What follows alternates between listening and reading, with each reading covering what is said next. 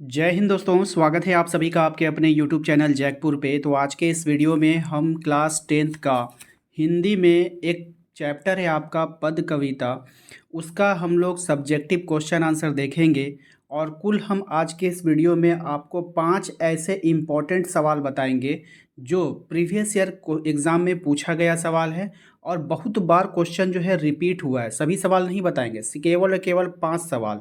और कौन से सवाल कब कब एग्ज़ाम में पूछा गया है और आज के इस वीडियो में हम आपको बताने वाले हैं कि समय आपके पास बिल्कुल नहीं बचा।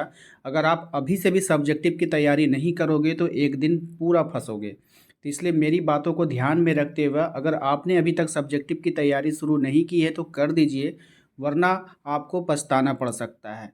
तो चलिए शुरू करते हैं। यदि आप हमारे चैनल पे पहली बार आएँ तो सब्सक्राइब कर लीजिएगा, घंटी वाले आइकन को प्रेस कर लीजिएगा ताकि आने वाली हर एक वीडियो का नोटिफिकेशन आपके मोबाइल पे जाए। तो चलिए सबसे पहला सवाल आपको दिखाते हैं हम। सबसे पहला सवाल, ये जो सवाल आप देख रहे हो क्वेश्चन नंबर 1, इसमें आपसे कह रहा है कि गोपियों द्वारा उद्धव को भाग्यवान कहने में क्या व्यंग निहित है। ये सवाल आपके जैक बोर्ड ने 3 बार पूछा है। एक बार पूछा था 2017 में, एक बार पूछा है आपका 2013 में भी, 2013 में भी पूछा है, 2017 में भी पूछा है और 2020 में भी ये सवाल पूछा जा चुका है। यानी कि कुल मिलाकर 3 बार ये आपके एग्ज़ाम में आया हुआ सवाल है। इसलिए ये सवाल काफ़ी इम्पोर्टेंट है, इसको याद कर लीजिएगा। चलिए इसके आंसर को देखिए। गोपियों उद्धव को भाग्यवान कहकर उन पर व्यंग करती है, यानी उस पर हंसती है। उनके व्यंग का संदेह उद्देश्य यह है कि उद्धव से वह कहना चाहती है कि उन्हें कभी प्रेम नहीं हुआ है, इसलिए वो गोपियों की पीड़ा को समझने में असमर्थ है। यानी कि आपको तो कभी प्रेम ही नहीं हुआ है तो आप हमारी पीड़ा को क्या समझोगे। क्योंकि जो घायल होता है वही घायल की स्थिति जान सकता है, अतः उद्धव गोपियों की पीड़ा का एहसास नहीं कर सकते। ठीक है, तो ये आंसर इसका हो गया। चलिए अब नेक्स्ट सवाल आपको दिखाते हैं कि कौन सा सवाल जो है आपके लिए इम्पोर्टेंट है। ठीक है, आइए अगला सवाल देखिए। यहाँ पर कह रहा है गोपियों ने किन किन उदाहरणों से के साथ, है ना, गोपियों ने किन किन उदाहरणों के माध्यम से उद्धव को उलाहने दिए हैं।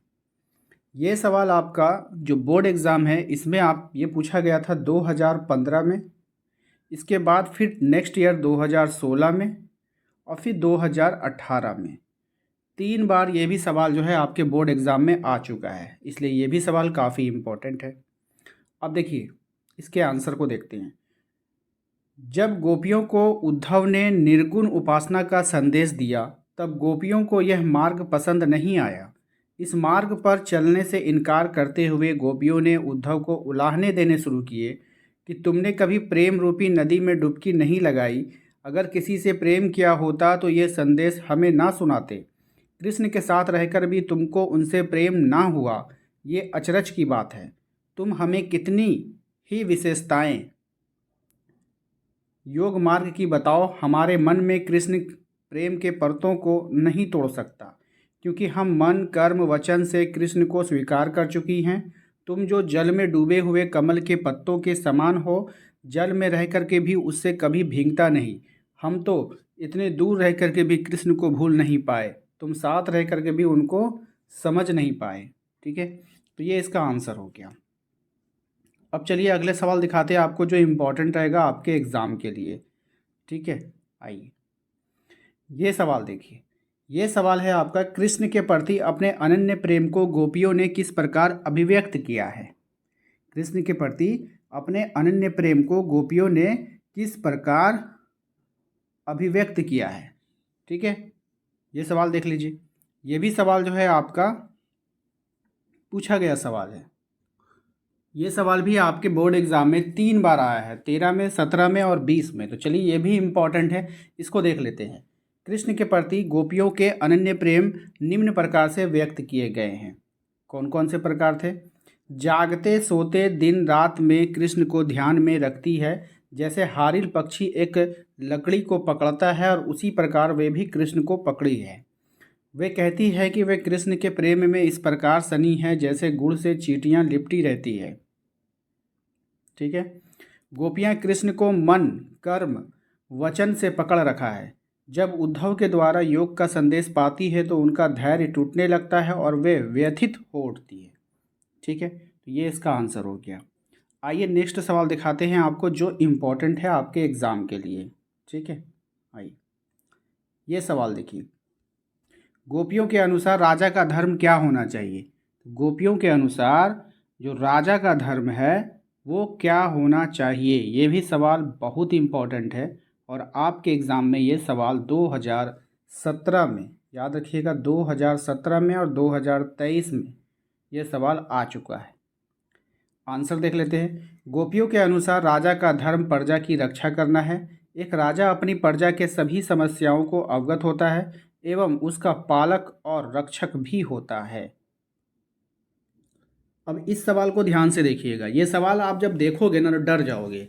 आपके मन में कहीं पर भी ये थोड़ा सा डाउट आ सकता है कि भैया ये सवाल एग्ज़ाम में नहीं आएगा, लेकिन हम आपको जानकारी के लिए बता दें कि ये सवाल बोर्ड एग्ज़ाम में 4 बार आ चुका है।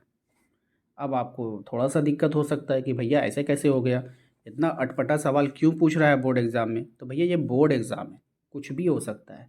तो 4 बार ये एग्ज़ाम में आया था। कब कब आया था? एक बार 2009 में पूछा गया है, दूसरी बार 2011 में पूछा गया, उसके बाद तीसरी बार 13 में पूछा गया, उसके बाद 15 में पूछा गया है। इसके बाद कब पूछ लेगा कोई गारंटी नहीं है। आइए सवाल देखते हैं। पहले सवाल में आपसे कहा है कि गोपियों ने अपने वाक्य चतुर्थ के आधार पर ज्ञानी उद्धव को परास्त कर दिया। उनके वाक चातुर्य की विशेषता लिखी है। ठीक है, आंसर थोड़ा बड़ा होगा लेकिन सटीक है। थोड़ा सा अगर आप इसको 4-5 बार पढ़ लोगे तो फिर उसके बाद आप लोग उसको लेख की तरह इस्तेमाल करोगे। बीच बीच से अगर थोड़ा छोटा भी हो जाएगा तो कोई दिक्कत नहीं है। प्रेम की पीड़ा ने भोली भाली गोपियों को बिल्कुल वाक चातुर्य बना दिया। मतलब कि दिमागी नहीं बोल, दिमाग का तेज, बोलने में चटर पटर तेज। तभी तो ब्रह्मज्ञानी उद्धव उनके सामने मूक बने रह जाते हैं। भोली भाली गोपियों के हृदय में कृष्ण के प्रेम का सच्चा ज्वार है। उसी की शक्ति ने उन गोपियों को सच्चा बल दिया जिसके बल पर वह ज्ञानी उद्धव को हरा देती है। यह उद्धव का सिर्फ हारना नहीं है बल्कि उनके ज्ञान के अहंकार का टूटना है। गवारन गोपियों के हाथों से। किससे? गवारन गोपियों के हाथों से। उद्धव का ज्ञान गोपियों के हृदय के सामने झुक जाता है।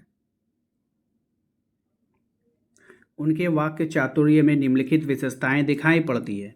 कृष्ण के प्रति एक निष्ठ प्रेम, यानी कि उसी के लिए, मतलब एक तरफा प्रेम। ठीक है, उनमें उन्हें विभिन्न लोक व्यवहार का ज्ञान, अपनी बात कहने में कुशल एवं चतुर, चतुराई के साथ व्यंग करने में भी काफ़ी कुशल है और वर्कोक्तिपूर्ण कथन का प्रयोग भी कुशल है, उपालंभ प्रधानता भी है। तो ये सब बातें हैं और इसको जो है आप लोग को याद करना है। तो आज हम लोगों ने पहला चैप्टर हिंदी का जो पद है उसके सभी इम्पॉर्टेंट सवालों को मैंने देखा है। सभी सवालों को नहीं देखा है, इम्पॉर्टेंट सवालों को देखा है जो आपके परीक्षा के दृष्टिकोण से इम्पॉर्टेंट है। तो आशा करते हैं कि आज का ये वीडियो आपको काफ़ी पसंद आया होगा। अगर आपको ये वीडियो अच्छा लगा है, अगर आप इस तरह के वीडियोज़ और आगे पाना चाहते हैं तो वीडियो को लाइक कर दीजिएगा। चैनल पे पहली बार आए हैं तो सब्सक्राइब तो करना ही पड़ेगा, क्योंकि फिर अगर आपको नोटिफिकेशन नहीं जाएगा तो आपको पता ही नहीं चलेगा कि आपके लिए कोई वीडियो बनाई गई है। इसके अलावा जो है आप हमारे व्हाट्सएप ग्रुप को ज्वाइन कर सकते हैं, लिंक हमने डिस्क्रिप्शन में डाल रखा है। साथ ही साथ आप लोगों के लिए 100 डेज़ का टारगेट चलाया जा रहा है, याद रखिएगा 100 डेज़। हम डेली आप लोगों को कुछ ना कुछ टारगेट देते हैं जिसमें आप अपने जो है टारगेट को, लक्ष्य को प्राप्त करते हो। ये टारगेट आपको कहाँ मिलेगा? ये टारगेट आपको हमारे सेकंड चैनल पे मिलेगा। सेकंड चैनल का लिंक हमने डिस्क्रिप्शन में डाल रखा है, वहाँ जाइए, उसको ज्वाइन कीजिए, वहाँ भी सब्सक्राइब कीजिए और वहाँ जाकर के देखिए कि डेली आपको क्या पढ़ने को मिलता है। डेली आपको कुछ ना कुछ टारगेट मिलेगा कि बाबू आपको ये कंप्लीट करना है, और बहुत सारे बच्चे कर रहे हैं और उसका रिस्पॉन्स भी बहुत अच्छा है। तो आप लोग से भी मेरा विनती है कि आप लोग वहाँ पर जाइए और उसको कीजिए। मैंने लिंक डाल रखा है। मिलते हैं हम लोग अपने नेक्स्ट अगले वीडियो में। Thank you.